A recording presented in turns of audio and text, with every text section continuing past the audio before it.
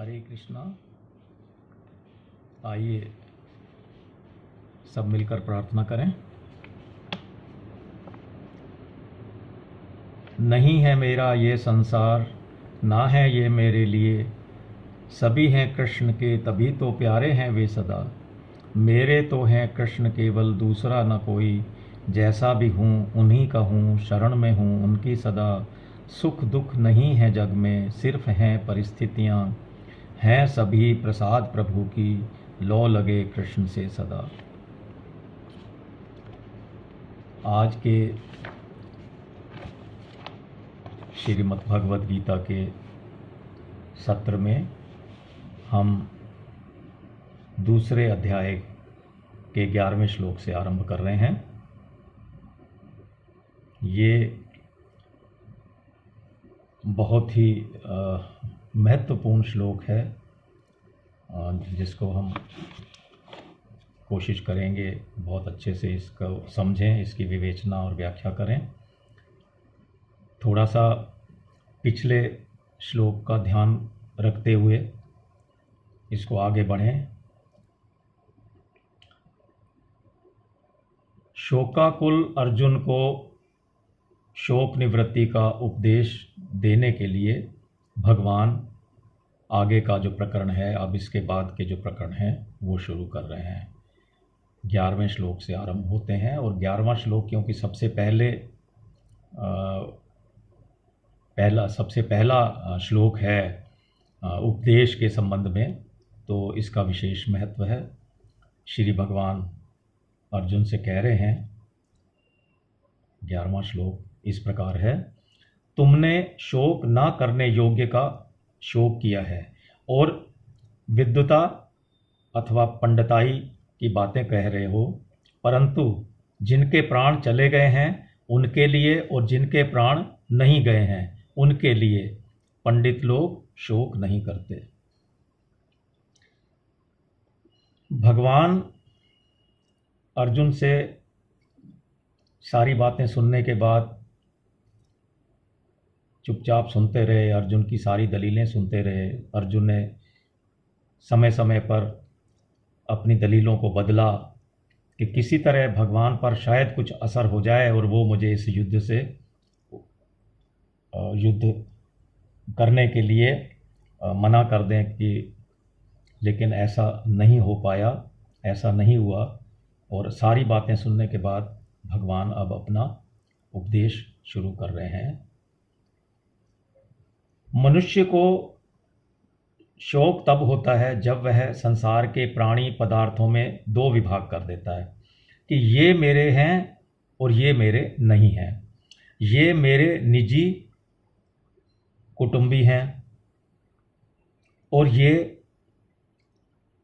हमारे वर्ण के नहीं हैं, ये हमारे आश्रम के हैं और ये हमारे आश्रम के नहीं हैं, ये हमारे पक्ष के हैं और पक्ष में सभी आ जाते हैं, ये हमारे पक्ष के हैं, इसमें बाकी सब आ जाते हैं, और ये हमारे पक्ष के नहीं हैं। जैसे यहाँ पर कौरव और पांडव दो पक्ष बने हुए हैं। तो जो हमारे होते हैं उनमें ममता, कामना, प्रियता, आसक्ति हो जाती है। इन ममता, कामना आदि से ही शोक, चिंता, भय, हृदय में, मन में उद्वेग, हलचल, संताप आदि दोष पैदा होते हैं। ऐसा कोई भी दोष अथवा अनर्थ नहीं है जो ममता, कामना आदि से पैदा ना होता हो। यह एक सिद्धांत है। अर्थात ममता, कामना से सभी दोष पैदा होते हैं। गीता में सबसे पहले धृतराष्ट्र ने कहा कि मेरे और पांडु के पुत्रों में युद्ध भूमि में क्या किया। तो ये बांटने वाली कहानी कहाँ से शुरू हुई? सबसे पहले धृतराष्ट्र ने शुरू की। आपको ध्यान होगा प्रथम अध्याय के शुरू में ही धृतराष्ट्र ने संजय से पूछा था कि मेरे और पांडु के पुत्रों ने युद्ध भूमि में क्या किया। यद्यपि पांडव धृतराष्ट्र को अपने पिता से भी अधिक आदर दृष्टि से देखते थे, फिर भी धृतराष्ट्र के मन में अपने पुत्रों के प्रति ममता थी। उनका अपने पुत्रों में और पांडवों में भेदभाव पूर्वक पक्षपात था कि ये मेरे हैं और ये मेरे नहीं हैं। इसलिए उन्होंने संजय से जब सवाल किया, प्रश्न किया, तो उसमें स्पष्ट बता दिया कि ये मेरे हैं और ये मेरे नहीं हैं। लेकिन अर्जुन की संपूर्ण कुरुवंशियों में ममता थी और उस ममता के कारण ही उनके मरने की आशंका से अर्जुन को शोक हो रहा था। इस शोक को मिटाने के लिए भगवान ने अर्जुन को गीता का उपदेश दिया, जो इस 11वें श्लोक से आरंभ होता है। इसलिए मैंने कहा था कि इस श्लोक का विशेष महत्व है। इस श्लोक से 11वें श्लोक से आरंभ होता है। इसके अंत में भगवान इसी श्लोक को 18वें अध्याय, जो कि अंतिम अध्याय है भगवत गीता का, 18वें अध्याय के 66वें श्लोक में, 66 श्लोक में अनुचित बताते हैं। यहाँ से की हुई बात को वहाँ जाके वो इस शोक को अनुचित बताते हैं, जो शोक किया जा रहा है परिवारजनों का। और वहाँ कहेंगे कि तू केवल मेरा ही आश्रय ले और शोक मत कर। तो हालांकि हम अभी दूसरे अध्याय और जो उपदेश शुरू ही हो रहा है, लेकिन इसका यहाँ पर 18वें अध्याय का रेफरेंस देना इसलिए आवश्यक हो गया कि ये वहाँ जाके भगवान कहेंगे कि तू अनुचित शोक कर रहा है और तू केवल मेरा ही आश्रय ले और शोक मत कर। संसार का आश्रय लेने से ही शोक होता है और अनन्य भाव से भगवान का आश्रय लेने से मनुष्य के शोक, चिंता आदि सब मिट जाते हैं। तभी भगवान ने वहाँ पर कहा कि अनन्य भाव से मेरा आश्रय लेने से तेरे शोक, चिंता आदि सब मिट जाएंगे। कहाँ कहा ये 18वें श्लोक की बात है। तो इस प्रकार मैंने वहाँ का रेफरेंस दिया, क्योंकि ये जो प्रकरण है उपदेश का, ये इस श्लोक से आरंभ होकर वहाँ तक चलेगा जहाँ ये बात भगवान वापस एक बार कहेंगे 18वें अध्याय के 66वें श्लोक तक। संसार में दो चीज़ें होती हैं, सत और असत, शरीर और शरीरी। इन दोनों में शरीरी तो अविनाशी है और शरीर विनाशी है। ये दोनों ही अशोच्य हैं। अविनाशी का कभी विनाश नहीं होता, इसलिए उसके लिए शोक करना बनता ही नहीं। विनाशी का विनाश होता ही है, वह एक क्षण भी स्थायी रूप से नहीं रहता, इसलिए उसके लिए भी शोक करना नहीं बनता। तो जैसा कि श्लोक में कहा है, तुमने शोक न करने योग्य का शोक किया है। अगर वो विनाशी है तो उसका शोक करने की आवश्यकता ही नहीं है, क्योंकि उसका तो नेचर ही विनाश होना है। और अगर वो अविनाशी है, सत असत, शरीर शरीरी, तो इन दोनों में शरीर ही है तो वो अविनाशी है और शरीर है तो वो विनाशी है, इसलिए दोनों का ही शोक करना बनता नहीं है। अतः शोक के होने में तो केवल अविवेक अथवा मूर्खता ही कारण है, अदरवाइज दोनों का ही शोक नहीं होना चाहिए। और शोक अगर हम करते हैं तो ये हमारा अविवेक है, हमारी मूर्खता है। मनुष्य के सामने जन्मना, मरना, लाभ हानि आदि रूप में जो कुछ परिस्थितियां आती हैं, वह प्रारब्ध का अर्थात अपने किए हुए पूर्व कर्मों का ही फल है। उस अनुकूल प्रतिकूल परिस्थिति को लेकर शोक करना, दुखी सुखी होना केवल मूर्खता है। परिस्थिति चाहे अनुकूल आए चाहे प्रतिकूल आए, उसका आरंभ और अंत होता है। यानी वह परिस्थिति पहले भी नहीं थी और अंत में भी नहीं रहेगी। जो परिस्थिति आदि में और अंत में नहीं है, वह बीच में भी एक क्षण भी स्थायी नहीं होती है। अगर वह स्थायी होती तो फिर मिटती नहीं, और मिटती है तो स्थायी नहीं है। प्रतिक्षण मिटने वाली अनुकूल प्रतिकूल परिस्थिति को लेकर हर्ष शोक करना, सुखी दुखी होना मात्र मूर्खता है। फिर श्लोक में एक आया है कि विद्वता अथवा पंडिताई की बातें कर रहे हो। भगवान ने अर्जुन से कहा ना कि तुम शोक ना करने योग्य का तो शोक कर रहे हो और विद्वता अथवा पंडिताई की तो बातें कर रहे हो। एक तरफ तो तू पंडिताई की बातें कर रहा है, बघार रहा है, और दूसरी तरफ शोक भी कर रहा है। अतः तू केवल बातें ही बनाता है वास्तव में तू पंडित अथवा ज्ञानी नहीं है। पंडित मतलब यहाँ वो पूजा पाठ करने वाले पंडित की बात नहीं है, पंडित मीन्स ज्ञानी। वास्तव में तू पंडित नहीं है, क्योंकि जो पंडित अथवा ज्ञानी होते हैं वे किसी के लिए भी शोक नहीं करते। अर्जुन ने कहा था, कुल का नाश होने से कुल धर्म नष्ट हो जाएगा, धर्म के नष्ट होने से स्त्रियां दूषित हो जाएंगी। याद कीजिए, आप पहले अध्याय की बातें हैं ये। जिसने स्त्रियां दूषित हो जाएंगी, जिससे वर्ण संकर पैदा होंगे संतानें, वह वर्ण संकर कुल घातियों को और उनके कुल को नरकों में ले जाने वाला होगा। पिंड और पानी ना मिलने से उनके पितरों का भी पतन हो जाएगा। शरीरों के नाश को लेकर तेरा शोक करना इस प्रकार उचित नहीं है, क्योंकि तू शरीरों को लेकर चिंतित हो रहा है। फिर श्लोक में आया कि जिनके प्राण चले गए हैं उनके लिए, और जिनके प्राण नहीं गए हैं उनके लिए भी पंडित लोग शोक नहीं करते। तो जिनके प्राण चले गए हैं उनके लिए की बात करते हैं पहले।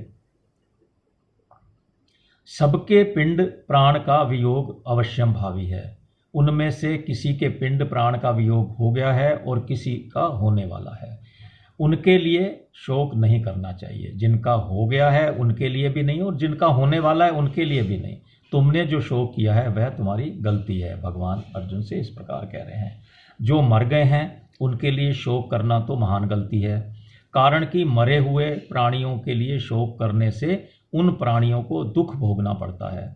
जैसे मृत आत्मा के लिए जो पिंड और जल दिया जाता है वह उसको परलोक में मिल जाता है, ऐसे ही मृत आत्मा के लिए जो कफ और आंसू बहाते हैं, रोने से कफ भी आता है, आंसू भी बहते हैं, वे मृत आत्मा को परवश होकर खाने पीने पड़ते हैं। बहुत गूढ़ बात बताई है यहाँ पर। ऐसा पंचतंत्र में मेंशन किया गया है। ये बात जो मैं बता रहा हूँ ना, ये अपने तरफ से कुछ भी नहीं बताता हूँ मैं यहाँ पर, किसी न किसी ग्रंथ में इसका वर्णन आता है, वही चीज़ें यहाँ पर बताई जाती हैं। कभी रेफरेंस देना भूल भी जाता हूँ, लेकिन ये सब ऑथेंटिक चीज़ें होती हैं, मैं अपनी तरफ से कुछ भी नहीं बताता। और ऑथेंटिक मतलब मान्यता प्राप्त ग्रंथों से लिया हुआ। मान्यता प्राप्त, ऐसा नहीं कि कहीं से भी ले लिया, किसी मैगजीन से ले लिया, ऐसा भी नहीं है। वैसे मैंने ये चीज़ें पूर्व में क्लास में भी बताई थी, लेकिन फिर यहाँ पर एक कोट कर रहा हूँ कि मान्यता प्राप्त ग्रंथों से ही ये बातें ली जाती हैं। खैर, तो ऐसे ही मृत आत्मा के लिए जो कफ और आंसू बहाते हैं वे मृत आत्मा को परवश होकर खाने पड़ते हैं। ऐसा पंचतंत्र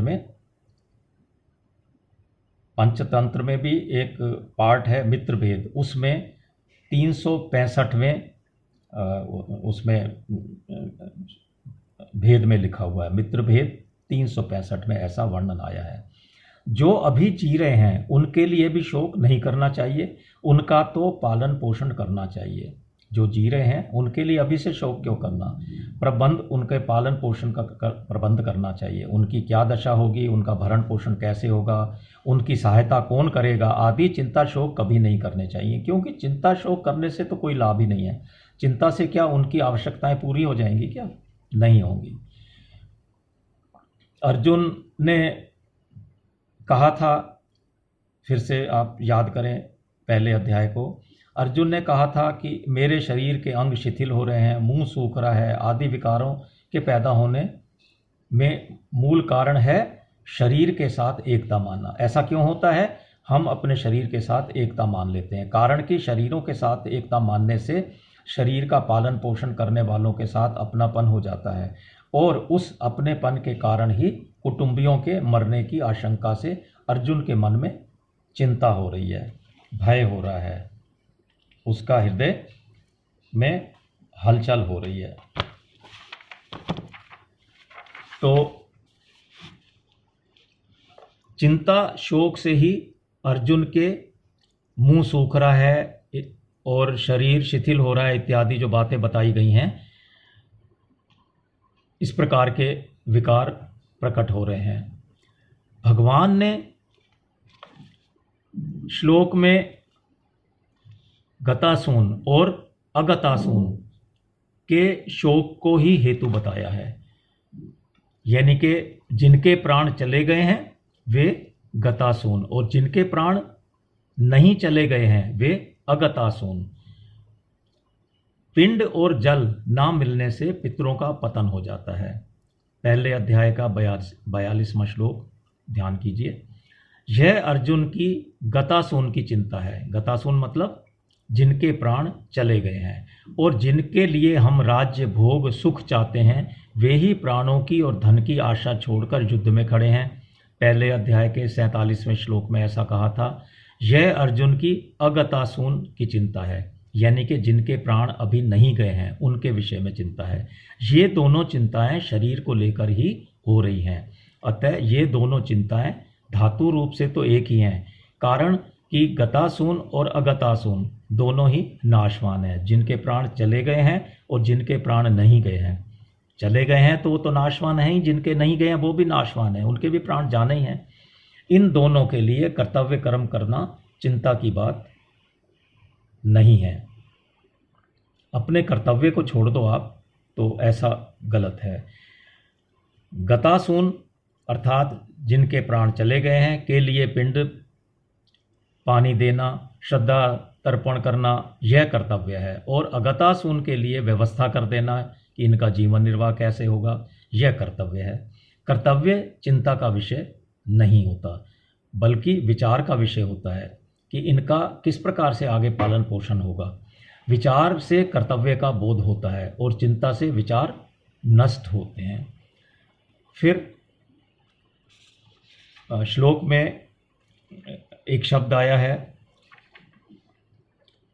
कि पंडित लोग शोक नहीं करते। इनके लिए जो अभी बातें की थी मैंने, जिनके प्राण चले गए हैं और जिनके प्राण अभी नहीं गए हैं, तो पंडित लोग इनका शोक नहीं करते हैं। जिनको सत असत का स्पष्टतया विवेक हो गया है वे पंडित हैं, ज्ञानी हैं। ऐसे पंडितों में, ज्ञानियों में सत असत को लेकर शोक नहीं होता, क्योंकि उनको तो ज्ञान प्राप्त हो चुका है। क्योंकि सत को सत मानने से भी शोक नहीं होता और असत को असत मानने से भी शोक नहीं होता। स्वयं सत स्वरूप है और बदलने वाला शरीर असत स्वरूप है। स्वयं मतलब जीव, हम, आत्मा। तो असत को सत मान लेने से ही शोक होता है। ये शरीर आदि ऐसे ही बने रहें, मरे नहीं, इस बात को लेकर शोक होता है। सत को लेकर कभी चिंता शोक नहीं होते। इस प्रकार हमने देखा कि एक विभाग शरीर का है और एक विभाग शरीरी का, अर्थात शरीर वाले का। शरीरी मतलब शरीर वाला, जिसका शरीर है। ये शरीर किसका है? शरीरी का, हमारा। दोनों एक दूसरे से सर्वथा संबंध रहित हैं। दोनों का ही अलग अलग स्वभाव है। एक जड़ है, एक चेतन है। एक नाशवान है, एक अविनाशी है। एक विकारी है और दूसरा निर्विकार है, सदा रहने वाला है। एक क्षण में, एक में प्रतिक्षण परिवर्तन होता है और एक में अनंत काल तक कोई परिवर्तन नहीं होता, ज्यों का त्यों ही रहता है।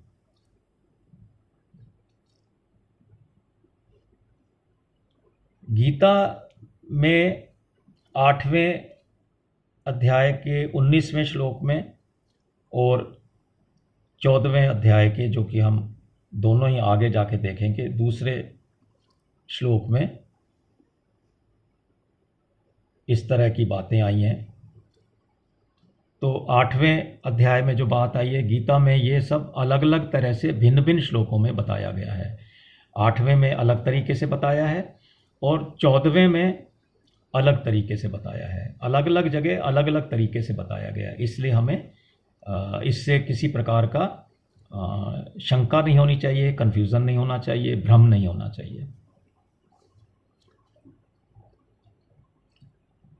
शरीर और शरीरी अशोच्य, जिनका शोक नहीं करना चाहिए। शरीर और शरीरी दोनों ही अशोच्य हैं, अर्थात इन दोनों का ही शोक नहीं करना चाहिए। शरीर का चिंतन विनाश होता है,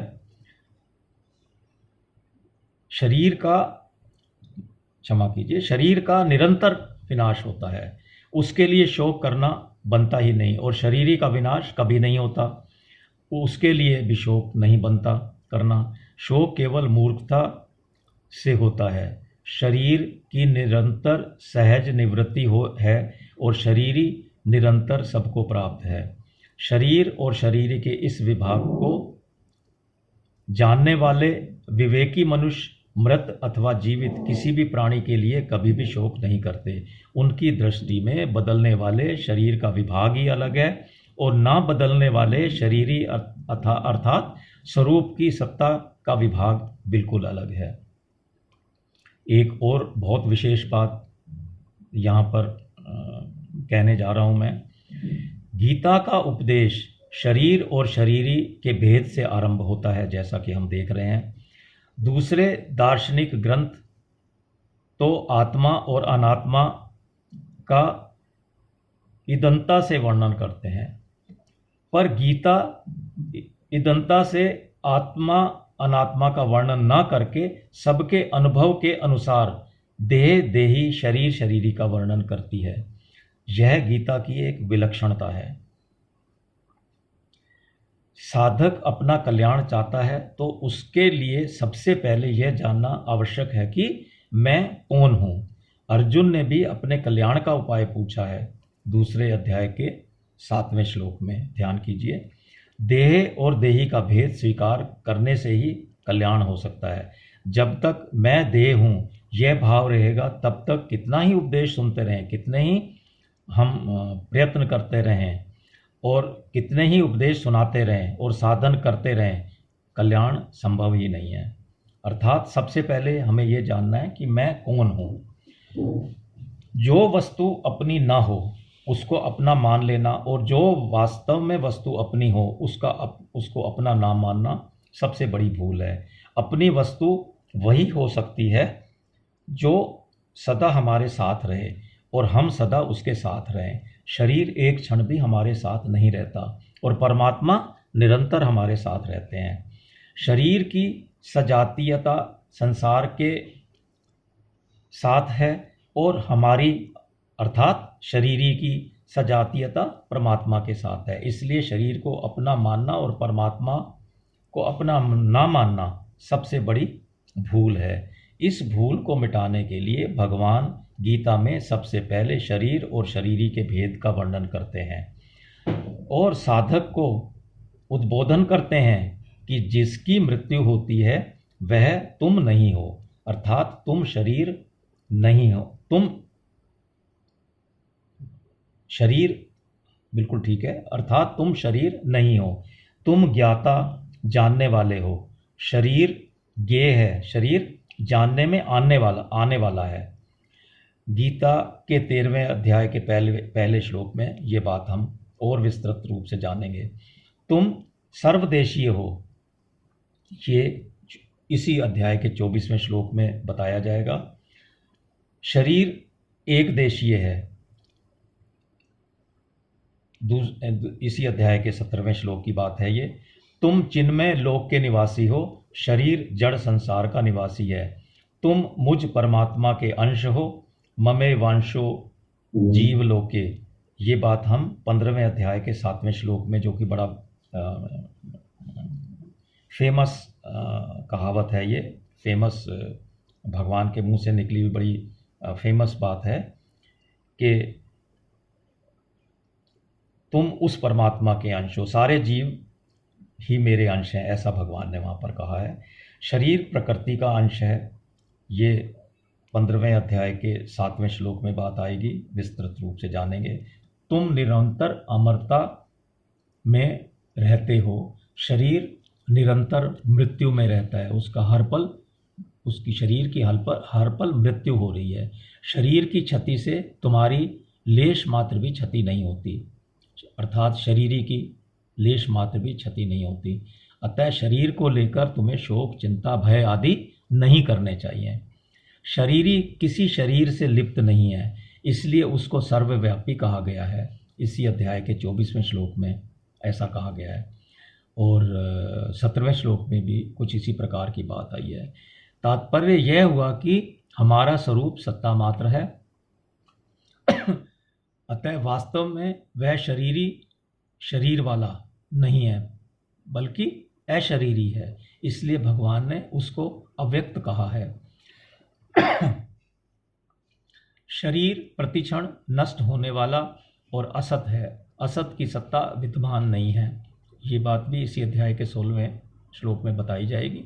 जिसकी सत्ता विद्यमान नहीं है, ऐसे असत शरीर को लेकर साधक शरीरी कैसे हो सकता है? इसलिए साधक शरीर भी नहीं है और शरीरी भी नहीं है, परंतु इस प्रकरण में भगवान ने साधक को समझाने की दृष्टि से उस सत्ता मात्र स्वरूप को शरीरी अथवा देही नाम से कहा है। शरीरी कहने का तात्पर्य यही बताना है कि तुम शरीर नहीं हो।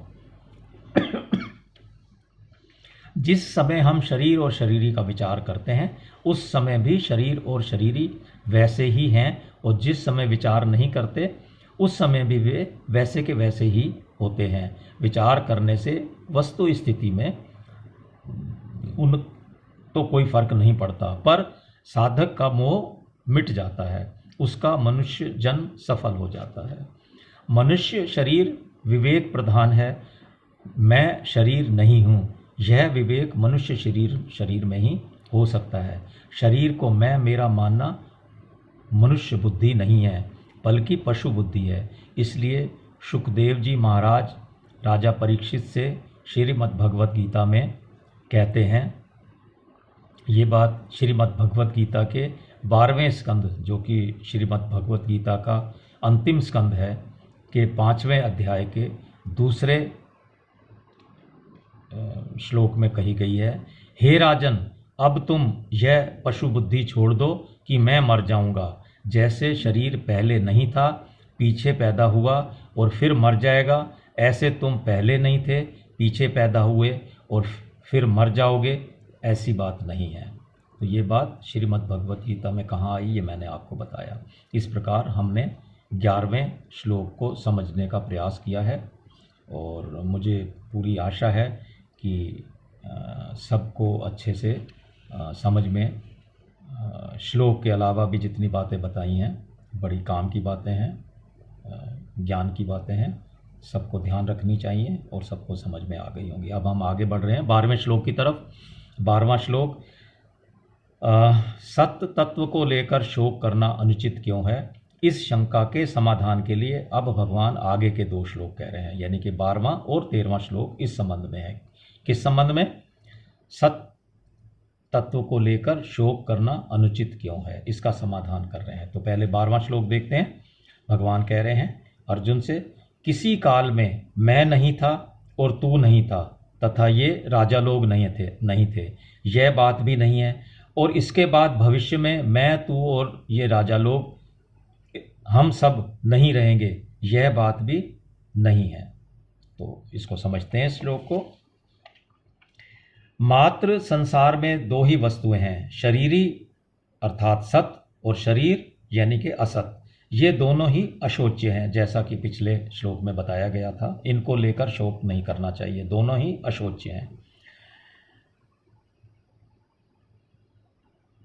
अर्थात शोक न शरीरी, जो कि शरीर में रहने वाला है, को लेकर हो सकता है और न शरीर को लेकर हो सकता है, क्योंकि शरीरी का कभी अभाव नहीं होता और शरीर कभी सदा रह नहीं सकता। इन दोनों के लिए पूर्व श्लोक में जो अशोच्य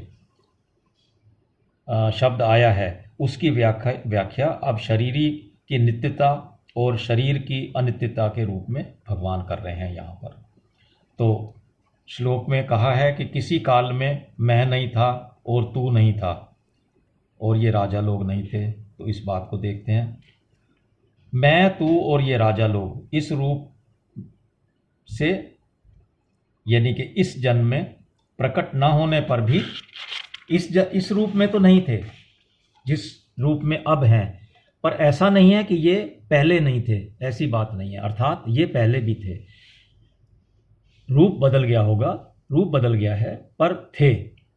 यहाँ मैं तू और ये राजा लोग पहले थे ऐसा कहने से ही काम चल सकता था, पर ऐसा न कहकर भगवान ने कहा है कि मैं तू और ये राजा लोग पहले नहीं थे, ऐसी बात नहीं है, ऐसा कहा गया है। इसका कारण यह है कि पहले नहीं थे, ऐसी बात नहीं, ऐसा कहने से पहले हम सब जरूर थे। मतलब आप शब्दों को कैसा तोला गया है ये देखिए। इसका इस प्रकार जो कहा है भगवान ने, उसका कारण यह है कि पहले नहीं थे ऐसी बात नहीं है, ऐसा कहने से पहले हम सब जरूर थे, ये बात अत्यधिक दृढ़ हो जाती है, निश्चित हो जाती है, पक्की हो जाती है।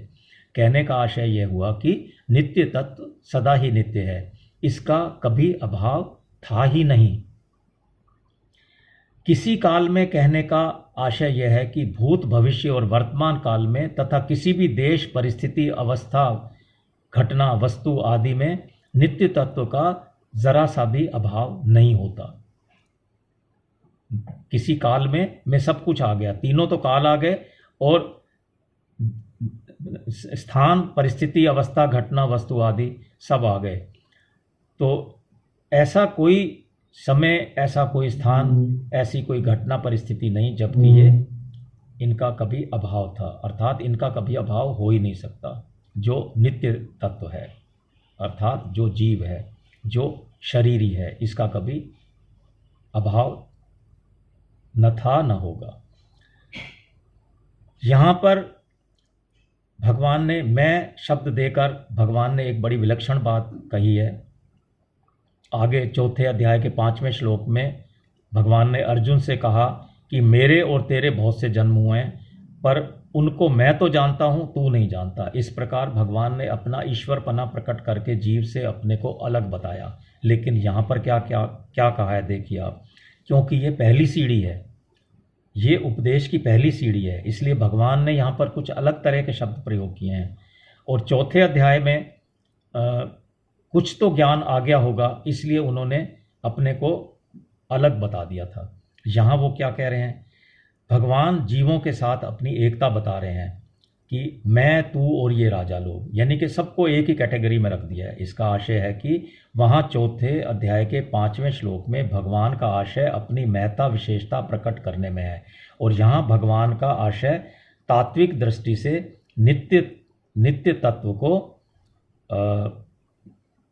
का बोध कराने में है, नित्य तत्व का बोध कराने में, उसका ज्ञान कराने में है। यहाँ ज्ञान कराया गया है, प्रथम ज्ञान दिया है यहाँ पर। भविष्य में शरीरों की ये अवस्थाएं नहीं रहेंगी और एक दिन ये शरीर भी नहीं रहेंगे, परंतु ऐसी अवस्था में भी हम सब नहीं रहेंगे, यह बात नहीं है। शरीर नहीं रहेंगे पर हम सब तो रहेंगे, अर्थात हम सब जरूर रहेंगे, कारण कि नित्य तत्व का कभी अभाव नहीं था और ना ही कभी होगा। मैं, तू और ये राजा लोग, हम सब पहले नहीं थे, यह बात भी नहीं है, और आगे नहीं रहेंगे, यह बात भी नहीं है। इस प्रकार भूत और भविष्य की बात तो भगवान ने कह दी, लेकिन वर्तमान की बात भगवान ने नहीं कही। इस चीज़ को आपने शायद नोटिस किया या नहीं, तो वो मैं यहाँ बताने जा रहा हूँ। इसका कारण यह है कि शरीरों की दृष्टि से तो हम सब वर्तमान में प्रत्यक्ष ही हैं, इसमें तो कोई संदेह नहीं है, इसलिए हम सब अभी नहीं हैं, ये बात नहीं है। ऐसा कहने की आवश्यकता ही नहीं थी, क्योंकि ये तो सब सामने दिखाई दे रहे थे, इसलिए उन्होंने भूत और भविष्य की बात की है। वर्तमान में तो सामने दिख ही रहे हैं, ऐसा तो वो कहने की आवश्यकता नहीं थी। जब ये शरीर नहीं थे तब भी हम सब थे, और जब ये शरीर नहीं रहेंगे तब भी हम सब रहेंगे, अर्थात ये सब शरीर तो नाशवान हैं और हम सब अविनाशी हैं। ये शरीर पहले नहीं थे, आगे नहीं रहेंगे, इससे शरीरों की अनित्यता सिद्ध होती है। हम सब पहले थे और आगे रहेंगे, इससे सबके स्वरूप की नित्यता सिद्ध हुई है। इन दो बातों से यह एक सिद्धांत सिद्ध होता है कि जो आदि और अंत में है वह मध्य में भी रहता है, तथा जो आदि और अंत में नहीं रहता वह मध्य में भी नहीं रहता। ये बात जो अभी मैं बता रहा हूँ, आदि और अंत और मध्य वाली, ये हमें कई जगह आगे भी काम आएगी, तो इसको अच्छे से समझ लेना चाहिए। ये एक फार्मूला है, ये समझिए आप गीता का। इस प्रकार हमने देखा कि इस श्लोक में परमात्मा और जीवात्मा के साधर्म का, एक ही धर्म का वर्णन किया गया है। भगवान कहते हैं कि मैं कृष्ण रूप से, तू अर्जुन रूप से तथा ये सब लोग राजा रूप से पहले भी नहीं थे और आगे भी नहीं रहेंगे, पर सत्ता रूप से हम सब पहले भी थे और आगे भी रहेंगे। सत्ता रूप से मतलब जो हमारे अंदर जीव तत्व है, भगवान का तत्व है, वो पहले भी था, अभी भी है और आगे भी रहेगा। तो कहने का आशय है कि मैं, तू और राजा लोग ये तीनों शरीर को लेकर तो अलग अलग हैं, पर सत्ता को लेकर सब एक हैं। शरीर तो पहले भी नहीं थे और बाद में भी नहीं रहेंगे, पर स्वरूप अर्थात स्वयं की सत्ता पहले भी थी, बाद में भी रहेगी और वर्तमान में भी है। जब ये शरीर नहीं थे तब भी सत्ता थी, जब ये शरीर नहीं रहेंगे तब भी सत्ता रहेगी। एक सत्ता के सिवाय और कुछ है ही नहीं। अनेक युग बदल जाएं तो भी शरीरी नहीं बदलता, वह जैसा का वैसा ही रहता है, क्योंकि वह परमात्मा का अंश है। परंतु शरीर बदलता ही रहता है। क्षण मात्र भी वह जो इस पल दिखाई दिया है, वह शरीर अगले पल वैसा नहीं रहता, उसमें हर पल क्षरण होता रहता है। इस प्रकार हमने 12वें श्लोक को समझने की चेष्टा की। अब आगे बढ़ते हैं 13वें श्लोक की तरफ, जो कि मैंने जैसा बताया था 12वें श्लोक से पहले 2 श्लोकों में भगवान ने इस विषय को लिया है। कौन सा विषय था वो, जो भगवान बताने जा रहे हैं कि सत तत्व को लेकर शोक करना अनुचित क्यों है। इस संबंध में इसका वो कारण बताने जा रहे हैं दोनों श्लोकों में। तो 13वां श्लोक इस प्रकार है। भगवान अपनी बात को आगे बढ़ा रहे हैं, अर्जुन से कह रहे हैं, देहधारी के इस मनुष्य शरीर में जैसे बालकपन, जवानी और वृद्धावस्था होती है, ऐसे ही दूसरे शरीर की प्राप्ति होती है। उस विषय में धीर मनुष्य मोहित नहीं होते। इसकी विवेचना देखते हैं, इसको समझने की चेष्टा करते हैं। देहधारी के इस मनुष्य शरीर जैसे बालकपन, जवानी और वृद्धावस्था का आशय क्या है, भगवान क्या कहना चाह रहे हैं। शरीरधारी के शरीर में पहले बाल्यावस्था आती है, फिर युवावस्था आती है और फिर वृद्धावस्था आती है। कहने का आशय है कि शरीर में कभी एक अवस्था नहीं रहती, उसमें सदा निरंतर परिवर्तन रहता है और ये परिवर्तन हर समय, हर पल, हर क्षण होता रहता है, जो कि हमें वास्तव में दिखाई नहीं देता। किसी को हम बहुत दिनों बाद देखते हैं तो कहते हैं ना कि तुम ऐसे थे और अब ऐसे लग रहे हो, क्योंकि हमने उनको बहुत दिनों बाद देखा है। लेकिन जो साथ रह रहे होते हैं उनको नोटिस में ये चीज़ें नहीं आती। शरीरधारी के इस शरीर में ऐसा कहने से सिद्ध होता है कि शरीरी अलग है और शरीर अलग है। शरीरी दृष्टा है और शरीर दृश्य है। दृष्टा दृश्य को देखता है। अतः शरीर में बालकपन आदि अवस्थाओं का जो परिवर्तन है, वह परिवर्तन शरीरी में नहीं होता।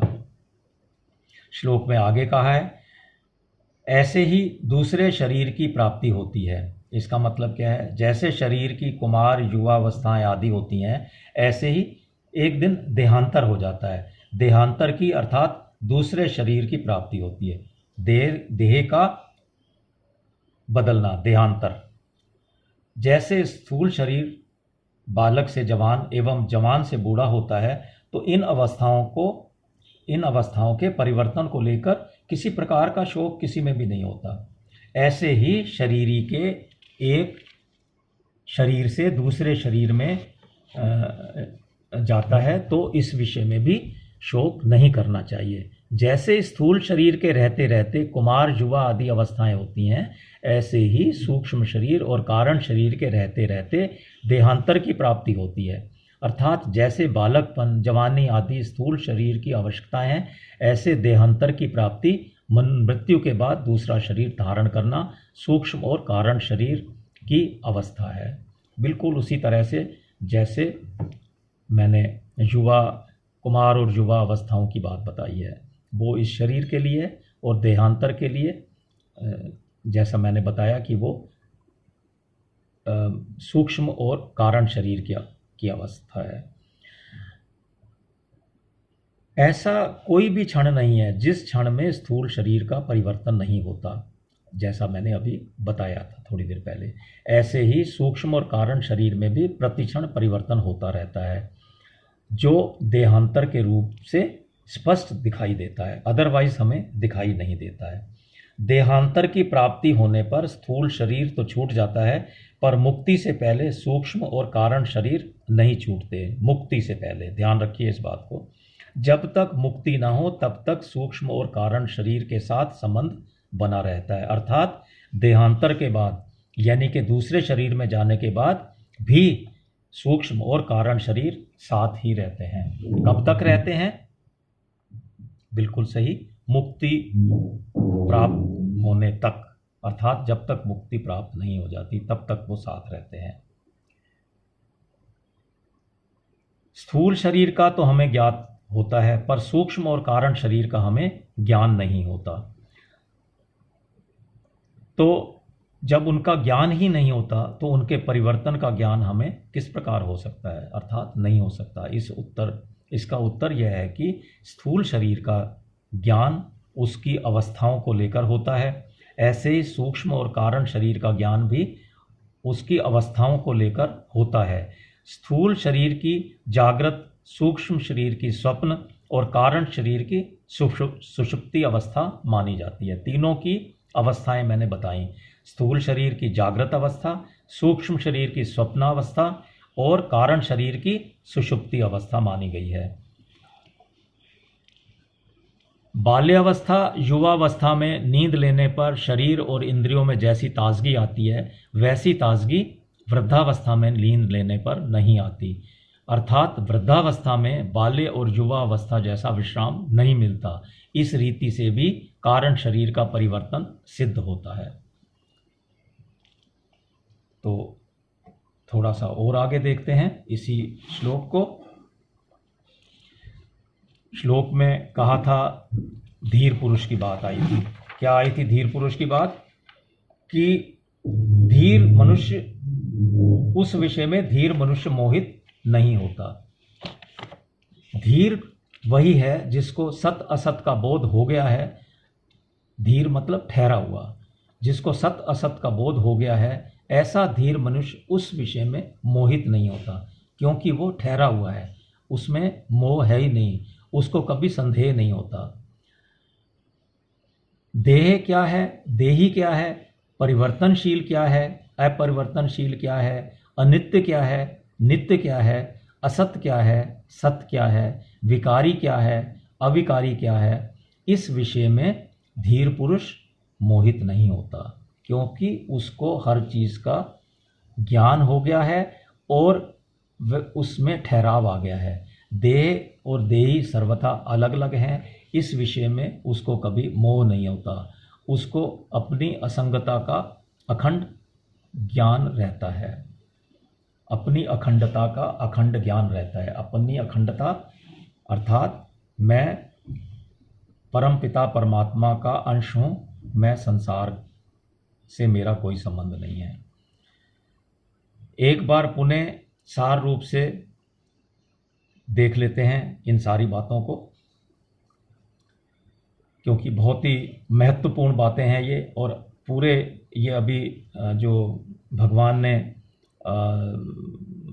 ज्ञान देना शुरू किया है, गीता का ज्ञान शुरू किया है, तो एक बार इसको पुनः देख लें ताकि ये सब चीज़ें आगे काम आने वाली हैं।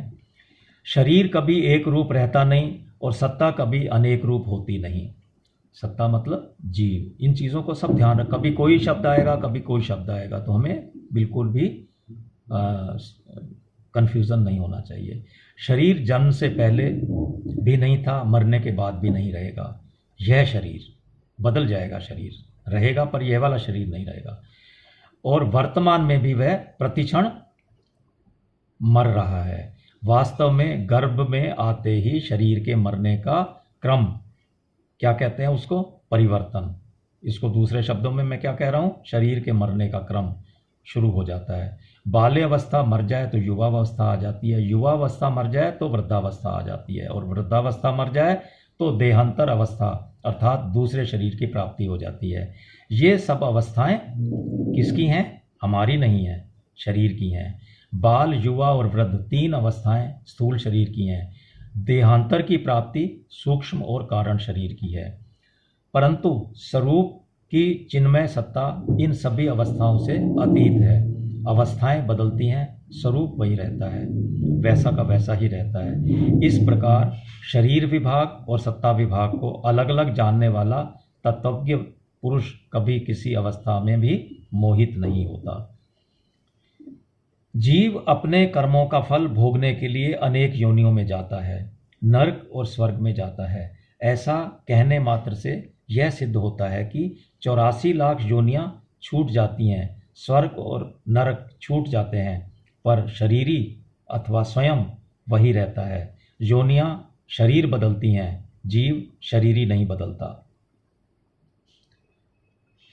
जीव एक रहता है, तभी तो वह अनेक योनियों में, अनेक लोकों में जाता है। जो अनेक योनियों में जाता है वह स्वयं किसी के साथ लिप्त नहीं होता, कहीं नहीं फंसता। अगर वह लिप्त हो जाए, फंस जाए, तो फिर 84 लाख योनियों में कौन जाएगा, स्वर्ग और नरक में कौन जाएगा, और फिर मुक्त भी कौन होगा।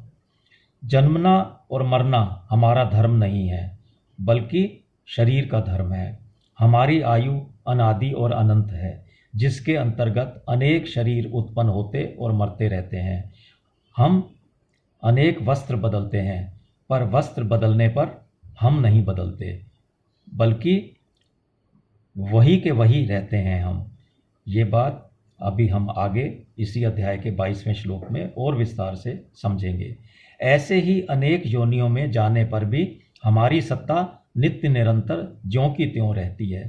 कहने का आशय यह है कि हमारी स्वतंत्रता और असंगता स्वतः सिद्ध है। हमारा जीवन किसी एक शरीर के अधीन नहीं है। असंग होने के कारण ही हम अनेक शरीरों में जाने पर भी वही रहते हैं, पर शरीर के साथ संग मान लेने के कारण हम अनेक शरीरों को धारण करते हैं। माना हुआ संग तो टिकता नहीं, पर हम नया नया संग पकड़ते रहते हैं। अगर नया संग ना पकड़ें तो मुक्ति अथवा असंगता, स्वाधीनता स्वतः सिद्ध है।